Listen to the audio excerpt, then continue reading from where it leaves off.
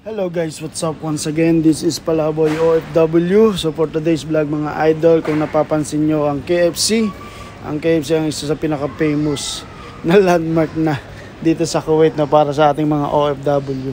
Dito yung magiging tagpuan ng mga kababayan nating OFW at ang kanilang mga jowa. So hindi yan ang ating vlog. Ang ating vlog for today is ipapakita natin ang pinakabagong overpass na kakatayo lang dito sa Kuwait City, no.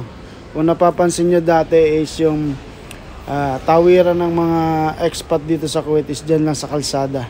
Ngayon gumawa yung government of Kuwait ng overpass para mas safe yung daanan ng mga kababayan natin at ng ibang expat dito sa Kuwait.